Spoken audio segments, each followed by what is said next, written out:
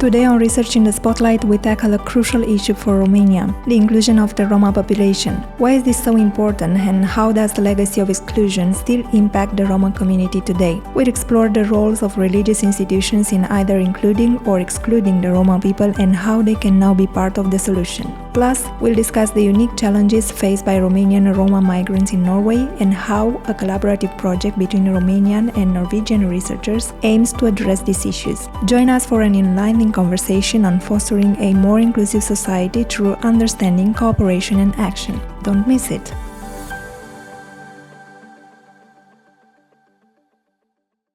Why is the inclusion of Roma population so crucial for Romanian society? In first instance, the Roma has been part of Romanian society for many centuries. They have been part of the economic life, of the social life. They had a crucial contribution to economic development in the Romanian principalities, and not only, because of their craft traditions. So Roma had and have a big potential. That's a first point, why it is important. The second point is the history of discrimination.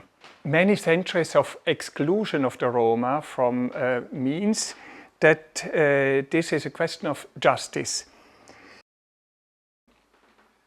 Exclusion means has a potential of social conflicts.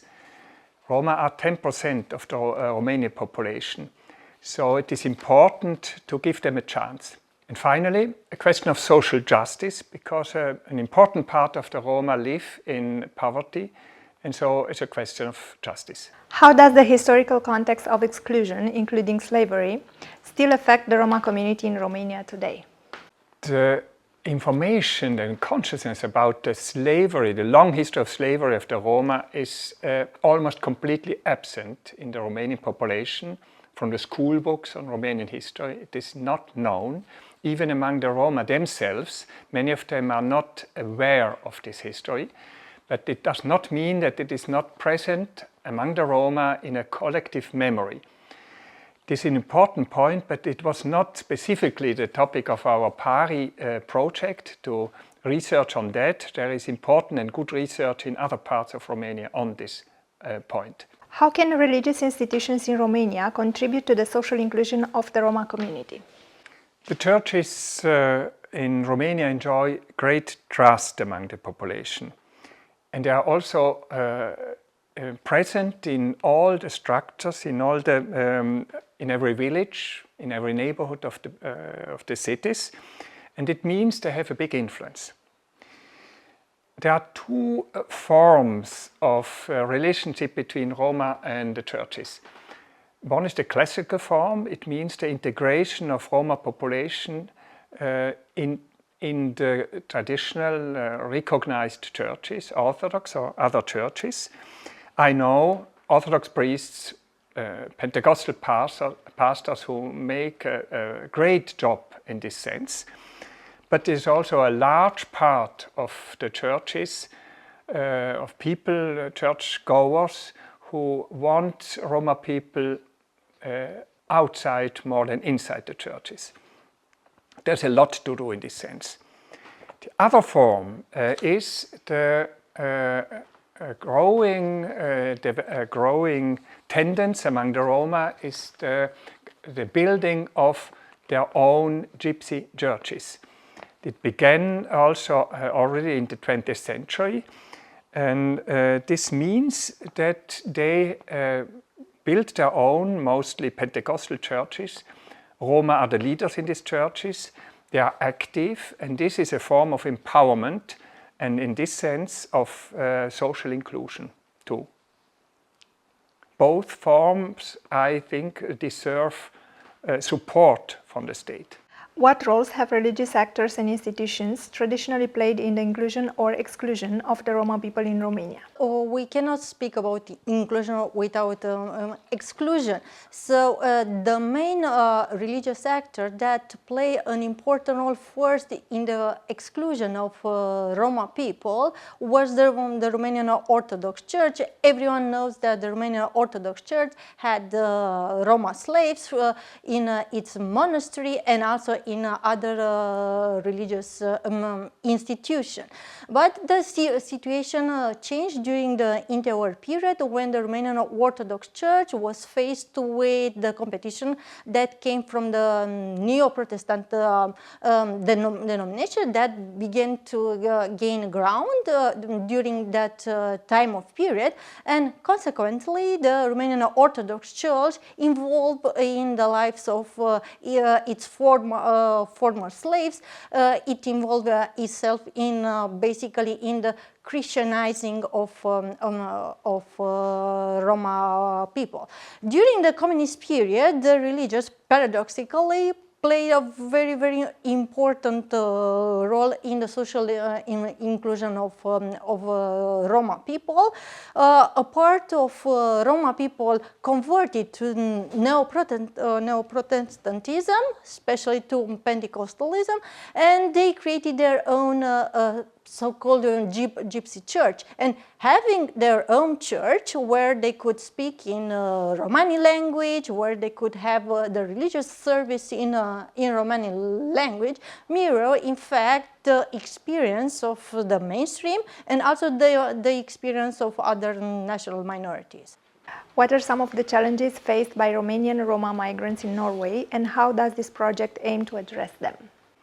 I asked my colleague Björn Hallstein Holte to answer to this question, and I read now the answer. Romanian Roma migrants in Norway constitute a diverse and heterogeneous population. Our project has focused on people who do not have formalized work and who travel back and forth between Romania and Norway. People from EU countries can only stay in Norway up to 3 months, unless they have formalized work, and many also have family obligations in Romania. People who stay in Norway on such short stays, as they are often called, can have a hard time finding a place to live and even adequate shelter, even in the winter. Many of the people we met did not have access to a kitchen or any other place to prepare food in Norway. They do not generally have access to public welfare services in Norway. In our project, we have studied how Christian and secular civil society organizations, as well as churches, accommodate EU migrants in such precarious situations. They run emergency shelters, soup kitchens, and engage in social work. In Norway, civil society organizations get public funding for this work. Why is the collaboration between Romanian and Norwegian researchers significant for this project? We had an excellent cooperation, and it was about mutual knowledge transfer. On the Romanian side, Roma themselves were part of our team, so we brought in the concrete experience, the real experience on the ground. And our Norwegian partners instead taught us about what we called in our project the participatory approach. This means that when you make research, you don't make research from outside only, observing somebody or something, but to include the persons, the target group, in all the phases of the project, planning, implementation, analysis. In our project, we engaged so-called co-researchers, leaders, local leaders, mostly Roma leaders, who were part of the team and helped us in all stages of the project. And these were an important, a key part of the team. One of them is today among us, Emil Angel from Nokreich. I'm happy to give him the chance to say something.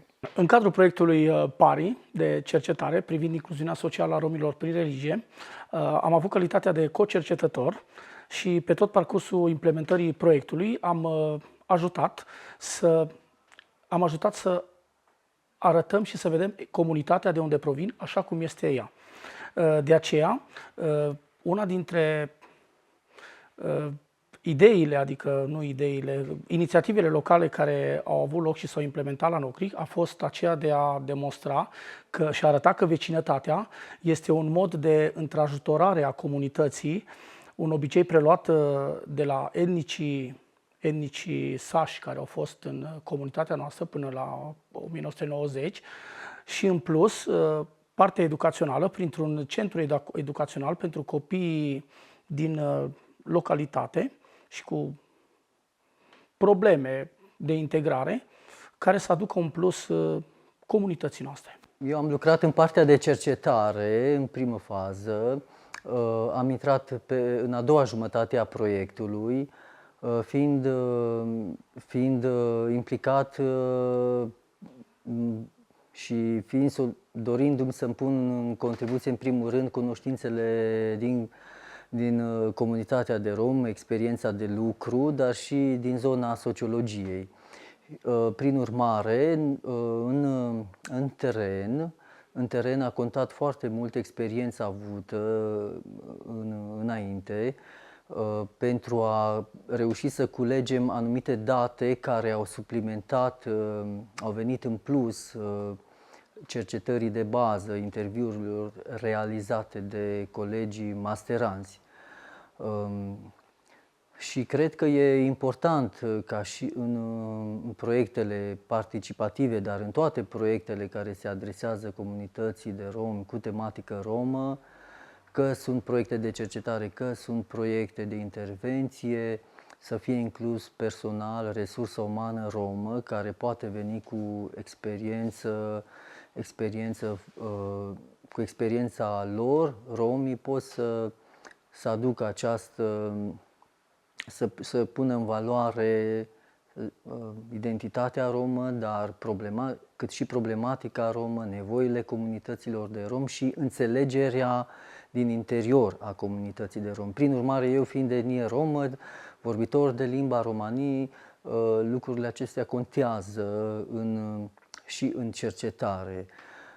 Și sunt uneori subtilități pe care romii, atât romii tradiționali, dar și alte subgrupuri de romi, destul de greu pot fi înțelese sau romii se lasă destul de greu ca din exterior să se pătrundă în universul acesta cumva.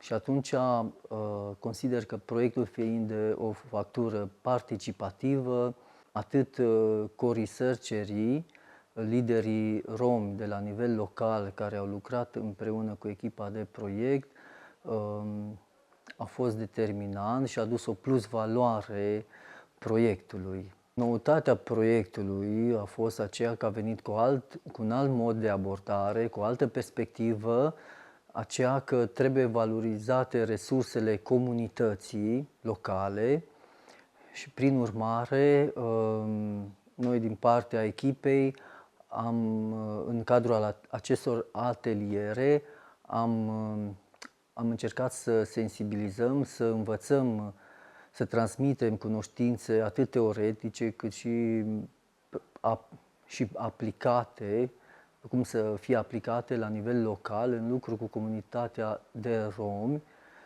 atât instituțiilor locale cât și actorilor religioși romi. Can you explain the concept of lived religion and its significance in the context of this project? Yes, here it is indeed important to distinguish two parts of the topic of our project. Already in the title, the role of religion and religious actors.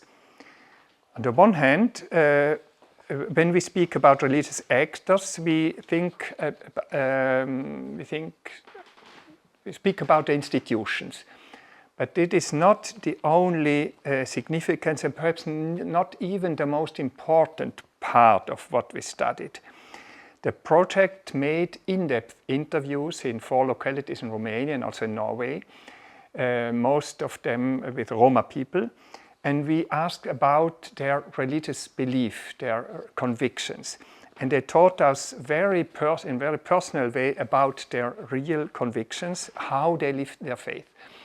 In many cases, there were mixed forms of faith between traditional forms, personal forms, Orthodox or Neo-Protestant forms. Religious faith, we saw in these interviews, is an important internal factor who gives strength to the people, in which without this internal factor, measures, statal measures from outside cannot have real effect. 5 keywords here came out from these interviews.